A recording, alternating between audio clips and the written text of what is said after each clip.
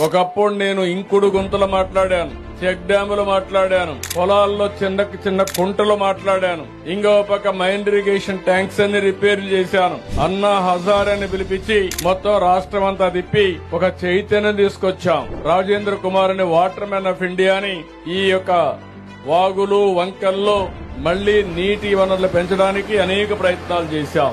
గంగా కావేరి కలపాలని ఆ రోజు నుంచి ప్రయత్నం చేస్తూనే ఉన్నాం.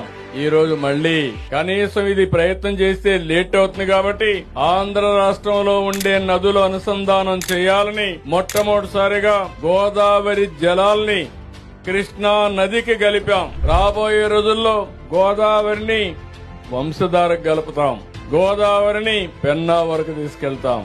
ఈ సంవత్సరం 6,000 నుంచి 7,000 టీఎంసీ నీళ్లు సముద్రంలోకి పోయినాయి. ఇంకో పక్క కృష్ణాలో కూడా ఒక 1,500 టీఎంసీ నీళ్లు సముద్రానికి పోయినాయి. ఇందులో ఒక 200 టీఎంసీ మనం వాడుకోగలిగితే ఈ రాష్ట్రంలో కరువు అనే మాట ఉండదు.